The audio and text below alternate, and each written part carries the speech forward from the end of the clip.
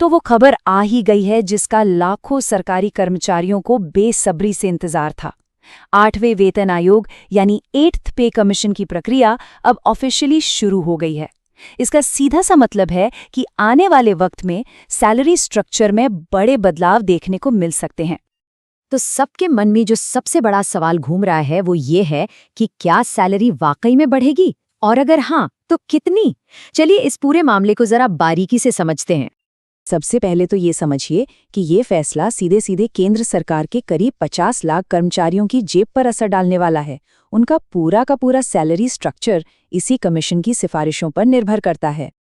और बात सिर्फ मौजूदा कर्मचारियों की नहीं है, करीब 68 लाख पेंशनर्स का भविष्य भी इसी फैसले से जुड़ा हुआ है।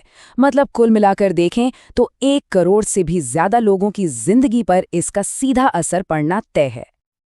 अच्छा, अब इससे पहले कि हम सीधे आंकड़ों और कैलकुलेशंस में उलझें, एक कदम पीछे लेते हैं और ये समझते हैं कि आखिर ये वेतन आयोग होता क्या है। देखिए, ये कोई अचानक से लिया गया फैसला नहीं है, बल्कि ये दशकों पुरानी एक बहुत ज़रूरी प्रक्रिया का हिस्सा है। तो ये वेतन आयोग है क्या चीज़? इसे ऐसे समझिए कि ये सरकार की बनाई हुई एक एक्सपर्ट्स की टीम है, जो लगभग हर 10 साल में एक बार बैठती है। इसका काम होता है ये देखना कि मौजूदा हालात जैसे कि महंगाई, देश की आर्थिक स्थिति, इन सब को देखते हुए सरकारी कर्मचारियों की सैलरी कितनी होनी चाहिए, और फिर वो सरकार को अपनी सिफारिशें देती है। और जैसा मैंने कहा, ये प्रक्रिया दशकों से चली आ रही है। देखिए, पहला वेतन आयोग 1946 में बना था और तब से लेकर आज तक ये एक तरीका रहा है ये सुनिश्चित करने का कि सरकारी कर्मचारियों का वेतन समय के साथ साथ बढ़ता रहे, ताकि वो महंगाई की मार झेल सके। अब सवाल ये है कि कमीशन अपने फैसले लेता कैसे है? क्या वो अपनी मर्जी से कुछ भी तय कर सकता है? नहीं, सरकार उसे एक तरह की रूल बुक देती है, जिसे टर्म्स ऑफ रेफरेंस कहा जाता है। इसमें साफ साफ लिखा होता है कि कमीशन को किन किन बातों का ध्यान रखना है। और यहीं पर सबसे बड़ी चुनौती आती है। ये एक बहुत ही नाजुक संतुलन बनाने जैसा काम है। एक तरफ आयोग को ये पक्का करना होता है कि कर्मचारियों को इतनी सैलरी मिले कि उनकी खरीदने की ताकत बनी रहे, उनका जीवन स्तर अच्छा हो। वहीं दूसरी तरफ उसे देश के खजाने का भी ख्याल रखना होता है। कहीं ऐसा न हो कि सैलरी बढ़ाने के चक्कर में विकास के कामों के लिए पैसा ही कम पड़ जाए। चलिए अब आते हैं उस सवाल पर जिसका सबको इंतजार है, सैलरी आखिर बढ़ कितनी सकती है। और इसे समझने के लिए हमें फिटमेंट फैक्टर नाम की एक चीज को समझना होगा। ये बहुत जरूरी है। तो ये फिटमेंट फैक्टर क्या भला है? ये बस एक जादुई नंबर है, एक मल्टीप्लायर। आपकी जो मौजूदा बेसिक सैलरी है उसे इस फैक्टर से गुणा कर दिया जाता है, और जो रकम निकल कर आती है वही आपकी नई बेसिक सैलरी बन जाती है। तो जाहिर है ये फैक्टर जितना ज्यादा होगा, सैलरी में बढ़ोतरी भी उतनी ही ज्यादा होगी। तो आइए जरा आंकड़ों पर नजर डालते हैं।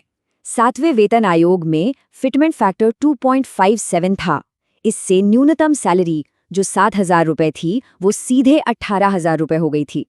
अब अगर इस बार भी सरकार उतनी ही दरियादिली दिखाए तो न्यूनतम सैलरी 18,000 से बढ़कर 46,260 रुपए तक पहुंच सकती है। लेकिन एक्सपर्ट्स का मानना है कि 1.92 का आंकड़ा ज्यादा रियलिस्टिक है। उस हिसाब से न्यूनतम सैलरी 34,560 रुपए होगी। तो आप देख सकते हैं अंतर काफी बड़ा है। लेकिन रुकिए, कहानी यहीं खत्म नहीं होती। बेसिक पे का बढ़ना एक बात है, पर हाथ में कितनी सैलरी आएगी उसका गणित थोड़ा अलग है। यहाँ एक बहुत बड़ा पेंच है। अभी जो महंगाई भत्ता यानी डीए करीब 58% मिल रहा है, उसे नई बेसिक सैलरी में जोड़ दिया जाएगा, और जिस पल ये होगा डीए का मीटर वापस 0 पर आ जाएगा। तो इसका मतलब ये हुआ कि भले ही कागज पर बेसिक सैलरी में एक बड़ी छलांग दिखे, लेकिन आपकी जो टेक होम सैलरी है उसमें बढ़ोतरी शायद उतनी ज्यादा ना हो जितनी उम्मीद की जा रही है।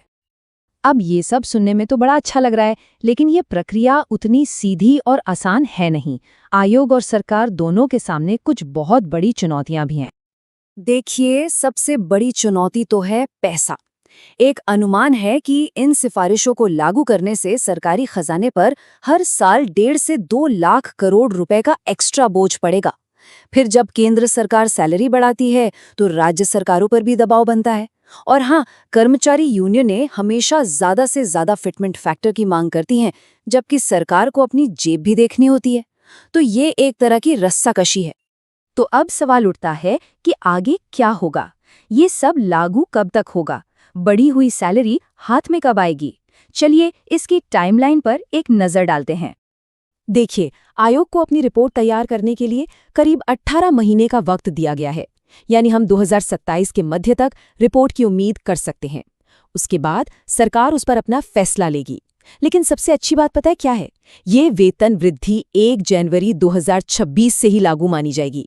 इसका मतलब है कि फैसला चाहे जब भी हो, कर्मचारियों को एरियर के रूप में एक मुश्त मोटी रकम जरूर मिलेगी। और आखिर में ये सब हमें एक बहुत ही बुनियादी और बड़े सवाल पर लाकर खड़ा कर देता है। पब्लिक सर्विस में काम करने वालों को कितनी तनख्वाह देना सही है और देश उस तनख्वाह का कितना बोझ उठा सकता है? ये एक ऐसा सवाल है जिसका कोई सीधा साधा जवाब नहीं है और यही वो पहेली है जिसे हर वेतन आयोग को सुलझाना पड़ता है।